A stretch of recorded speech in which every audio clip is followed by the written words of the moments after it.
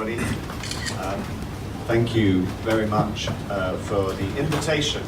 to speak to you tonight. So in my short speech today, I would like to share 5 lessons that I think we learned from hosting a Paralympic Games. After London 2012 in the UK,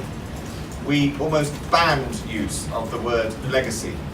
Legacy suggests you have reached your peak and you're now trying to sustain it. For everything in the UK, the sport, awareness, understanding, and most of all, challenge and change of attitudes, we were still in the bottom of the mountain, not at the summit. ロンドン2012、イギリスで行われましたこの大会ですけれども、その後、私たちはレガシーという言葉の使用をほとんど禁止しました。と言いますのも、レガシーという言葉が意味するのは、もうピークに達したんだ。このピークに達したものをこれからは維持しようとしているんだということを意味します。しかしイギリスにとりまして、このスポーツ自体、そしてその意識、理解、そして何よりも姿勢の変化という意味では、私たちは山のてっぺんにはとてもまだ到達していません。山のふもとにいるのです。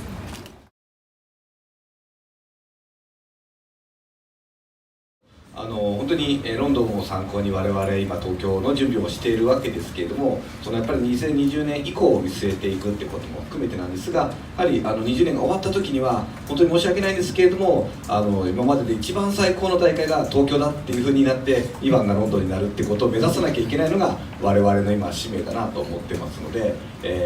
一緒に皆さんから学んで皆さんを巻き込んでその勢いを持続できるように頑張っていきたいなと思いました。Well, we are looking at this great example of London as we make preparations for the Tokyo Games, and we also have to look beyond 2020. But I hope that 2020 Games will be the greatest game ever, so that London will be number 2. That's what we have to aim to do, and but we think it is our mission to learn from you and engage everyone toward sustaining this momentum beyond 2020.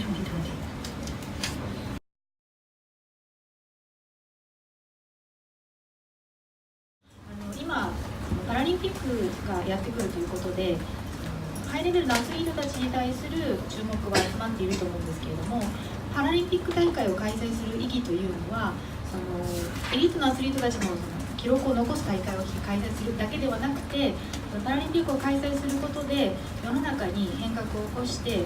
共生社会、インクルーシブな社会を構築するというところにあるんですけれども、なかなかそこの部分まで考えている人が少ないように見受けられているので、ジムさんからそういうご指摘があったのが非常に良かったなというふうに思っていますというのが一つ。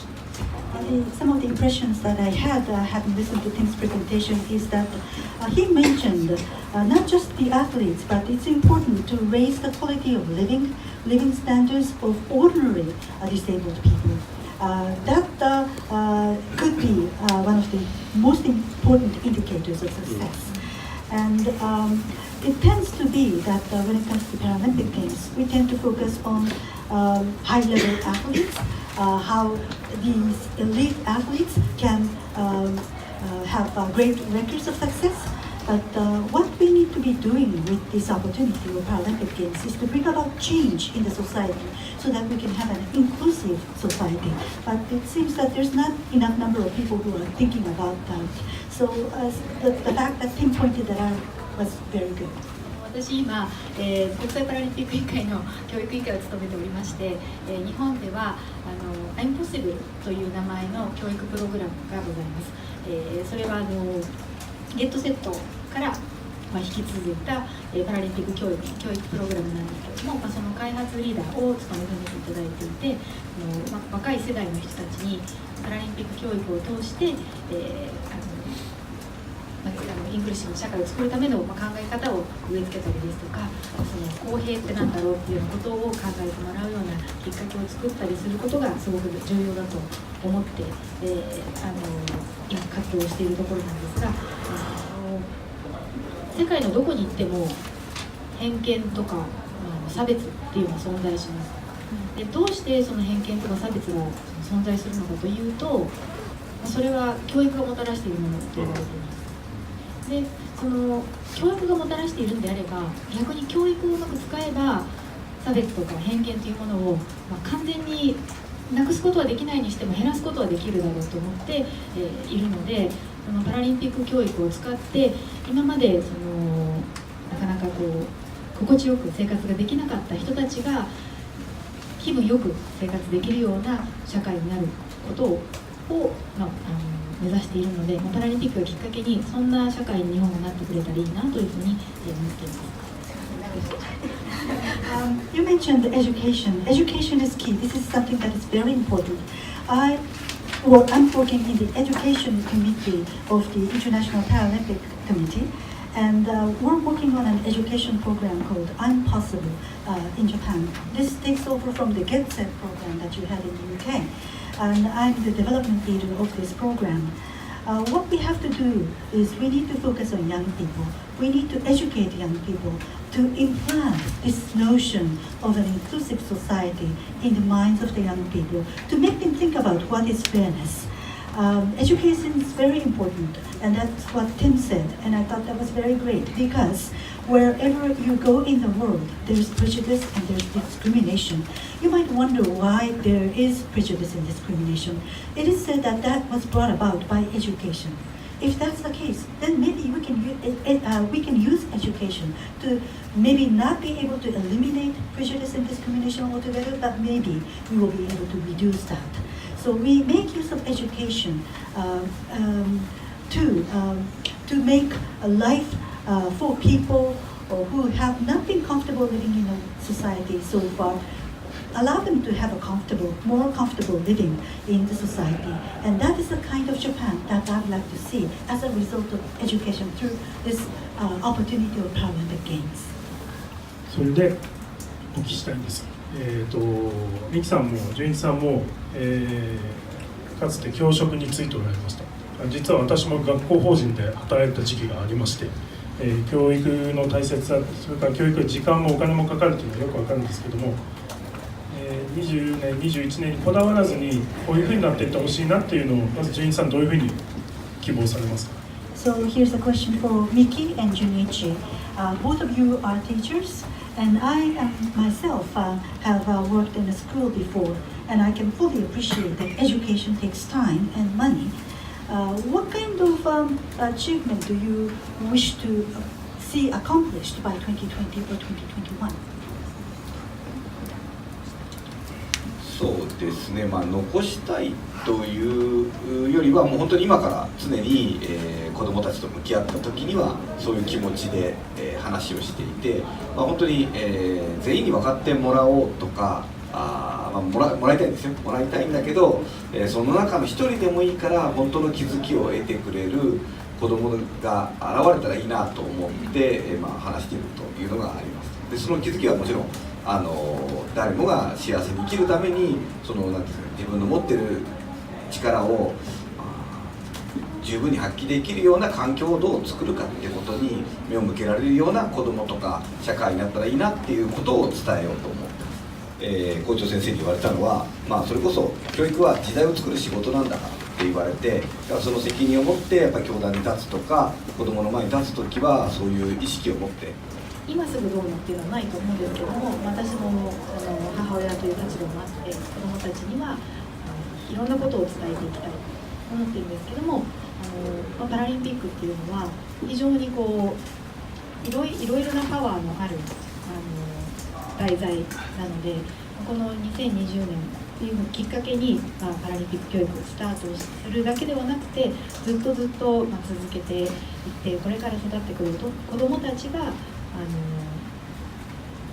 インスパイアされて、その子たちが今度大人になった時にインスパイアする側になったり、そんな風につながっていったらいいなというふうに思っています。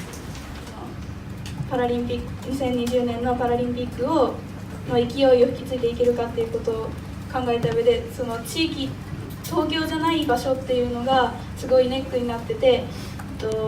2012年のロンドンに向けての準備、それから大会の時、それからその後ロンドン以外の地域のイギリスではどのような取り組みをされていたのかを知りたいです。お願いします。 Thank you very much for coming over from Kyushu. The question you ask is very good because it has to be a games for the whole country. I'm sure that the organising committee believes that and wants that. And it is harder in Japan even than in Great Britain, albeit we're still made up currently of 4 countries. いい質問でございます。やはりこの大会というのは全国のものでなければいけないと思います。組織委員会はそのように信じているし、組織委員会はそのように望んでいると思います。ただ、日本の方がより難しいかと思います。と言いますのも、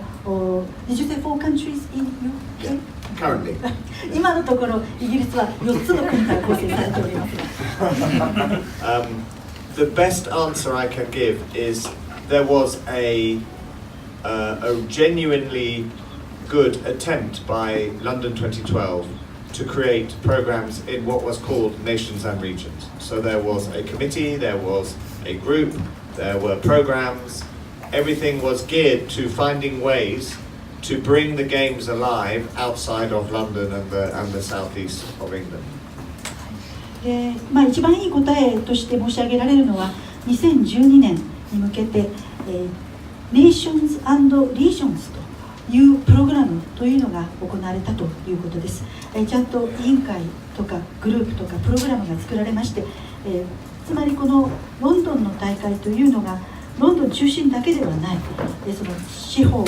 もしくは南東部、こういったさまざまなロンドン以外のところをちゃんと対象にして準備が整えられたということが重要な点だと思います。They included come and try sessions of the sports. They included cultural events, but it was very much dependent on the successful local organisation for those events. ですからカム&トライというようなセッションや文化イベントというものが開催をされました。ただそのためには当然ながらその地方の団体、というものがそういったものの支援をしてくれるということにかなり依存はしておりました。The best way was for the media to help with telling stories of athletes who were training, hoping to compete at both the Olympic and the Paralympic Games from that region. So bringing to life the games for local people in that region. And you can help with that. 一番いいのはマスコミが取り上げるということでしょう。その地域でトレーニングをして、オリンピックであろうとパラリンピックであろうと目指してトレーニングをしている人、それを取り上げてその報道をすると、つまり地元の人々にとって本当に生き生きとした情報を提供するということが非常に有用だと思いますので、そういう意味では新聞社の有用だと思います。The education program Get Set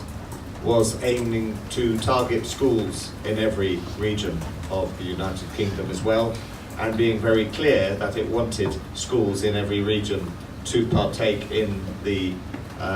programs that it ran.